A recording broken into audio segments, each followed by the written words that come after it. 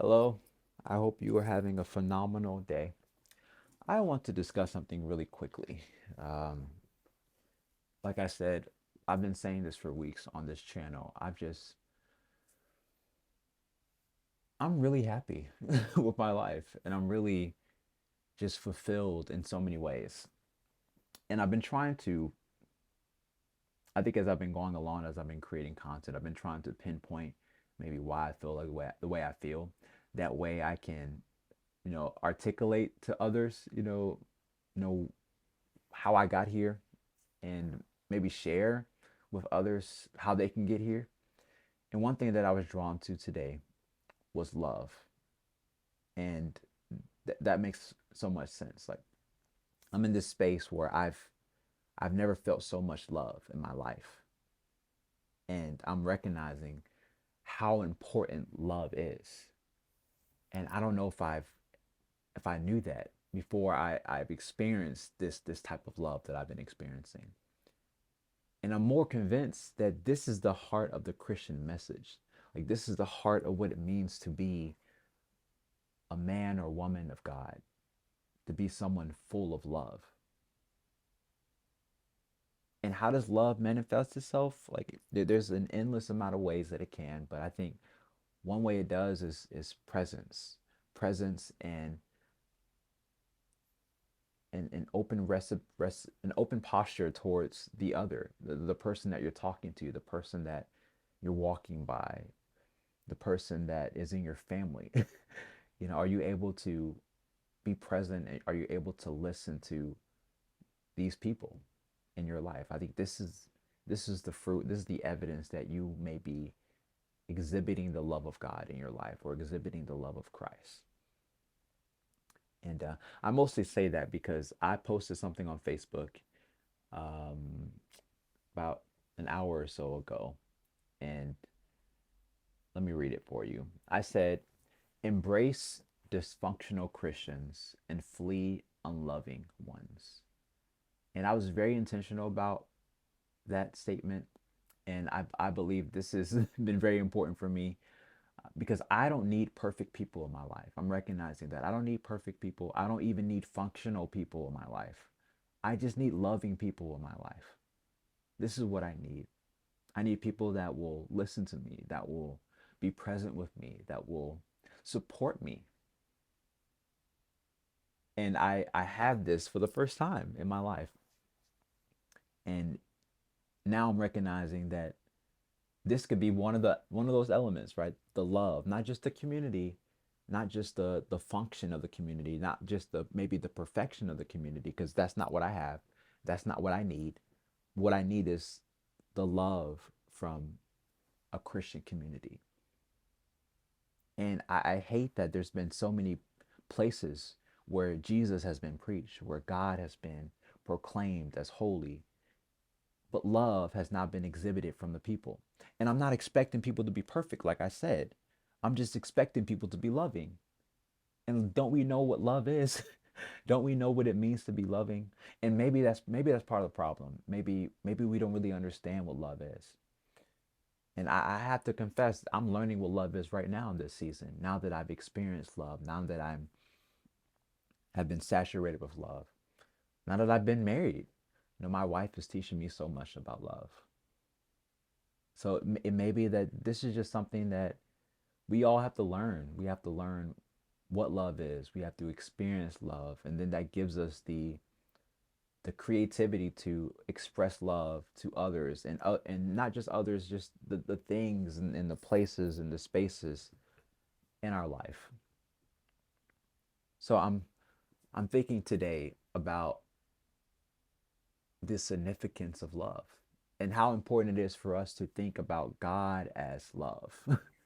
This is just something I would say, kind of willy nilly before this time of my life, before this season. But now I'm recognizing this is something I have to preach. I have to preach about the love of God. I have to preach about the love of Christ. I have to preach about the love of the Spirit. Like, this is my message. Love is my message. And I have to recognize that I am loved. And I have to embrace that. And maybe part of that, part of what I'm experiencing in this season is I'm at a place where I can embrace the love of God, right? Because it's one thing to believe that God loves you, but to embrace that and to embody that reality, now that's something different. And when you're there, you know exactly what I'm talking about. You know what it feels like to almost have a hug from God 24/7. You know what I mean? To have a hug from God 24/7. I'm not sure what's up with this little thingy right there, but just ignore that. Um, but yeah, to have a hug, man, it feels good. It feels amazing and is needed. We need love. We need hugs. We need people to to be there for us in warm ways, not just in cold, mindful, logical ways. This is what I've been receiving most of my life. This ideal of love, this, and don't get me wrong, okay, there's always been spaces where, and spaces and times and people that have, extended love to me over the years. Don't think that I'm not saying that I haven't been loved. I have been loved. But this saturation that I'm feeling right now, I've never experienced. And it just feels so good to really embrace love, man.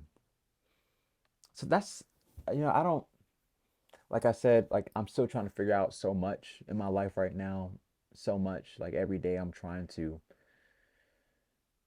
understand how I got here. So I can help others along their way in their journey and their path. And today, I was reminded about love. And even let me go back to this post on Facebook. There was someone that posted below. This is someone that was from my former um, congregation. I'm not going to put her comment, but she said, I'll just read it. She said, we could try being the light also, because my original post said, embrace the dysfunctional Christians and flee unloving ones. So what she's saying is, now maybe we can try to be light to those that are unloving. And I get what she's trying to say. And I want to make it clear that when I say flee unloving ones, I'm not saying like disregard them as important or disregard them as worthy to be loved or to receive attention. What I'm saying is, which is what I posted on her comment. I said sometimes you can't see the light without some distance from the source. So maybe you won't see the love I have, or I can't be a light to you until I'm away from you. Does that make sense? Which is why I say flee unloving Christians, because it may be that my distance is the most loving thing that I can offer you, right? Especially when you're not open to love to begin with. Does that make sense? So I'm not trying to be critical or overly judgmental. I'm trying to discern, and I'm trying to be helpful and to help people be healthy. And I also said in the end of that comment, I said wisdom is needed to discern when and what to do. So I'm not giving you a universal prescription for how to deal with Christians. I'm just trying to help you. I'm trying to offer something helpful. We don't necessarily talk like what I talk like. I don't really hear this from the pulpit. I don't hear people saying, okay, maybe we need to embrace dysfunctional Christians, right? And disregard loving Christians. And also understand that dysfunction is okay. It's okay for me to have some type of dysfunction, but love is non-negotiable in some ways, right? Like I can't be in a relationship with you if you're not loving me. It is not that I'm just wanting to get stuff from you or having these high expectations on you. It's like this is what relationship is about. It's about give and take. So if I'm in a relationship with somebody and it's just one-sided and I'm showing up, I'm being present, I'm listening. There are some times in my life where that's important and that's necessary, but not all the time. Especially I think in community. In community, I need to be a part of community where I can give and receive, where there's give and there's take. I think this is what community is all about. If you I think we see this in the scriptures. and just about any community that you can talk about or think about. There's a give and there's a take. There's not a one-sidedness. And like I said, there are particular people and particular situations where it's going to be one-sided, and there's kind of no way to get around that. Like you're going to be more serving, and that's beautiful, and I think that's important. You are going to be able to be a light, but for every relationship in your life, right? And this is where I'm coming from. I'm coming from a space where maybe let's say 90% of the relationships that I had were one-sided. 90% of the people that I was in this community with, it was so draining to me. It was so draining and so life zapping. And I was always sick because I was always giving, and I had very little that was given to me. Meanwhile, I've been in this new space for 6 months and I haven't been sick. I used to get sick multiple times a year. I mean, physically sick, and I haven't been sick. I was with my in laws for the Christmas break, spending time with them, and everybody got sick, unfortunately. But me and my wife didn't. I think the stress, or the lack of stress, I think the love that we've experienced, that plays a role. Hey, y'all, I may be getting into some weird waters, and this is when I bring out my Anatomy of the Spirit by Caroline Myss. This book is not for everybody. It's not for everybody, but she talks about the role that emotions and uh, just our inner state plays in our physical health, and she compares uh, quite a bit of things to our physiology, I guess. So this is this has been a helpful book for me to go back to when I'm thinking about like some of the things that I'm dealing with physically, like the physical ailments that I have, and even embracing that maybe the physical ailments that I have can have a emotional source or a mental source. And this is just, I think this is common sense to some degree. To some degree, everything is connected. My mind, my heart, my spirit, my body, all of these are connected. So if some of these are tarnished and tainted, of course, all of these other things are going to be affected too. So we're in this place where we're receiving love and we feel so free and we have peace emotionally and mentally and clarity emotionally and mentally. Of course, that's going to have an effect on our immune systems, right? And our physical makeup. So this is where I am. This is where I am, and that was my heart with that post. And I stand by every word that I said. And I just want people to feel love. I want people to experience love. So that's my prayer and that's my plea for you in your life. My prayer is that you may experience love so deeply in 2024.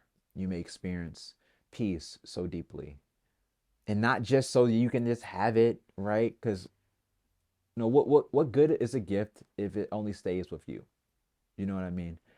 Uh, I pray that you have this so that it can be shared, and so that we can participate in the life-giving kingdom work of Christ, which is about this love and this peace and this joy on earth as it is in heaven.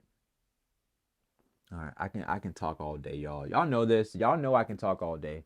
I'm gonna stop. I didn't even plan to make this video, but I hope it blesses you, and I hope that you have a blessed day. Thank you for watching.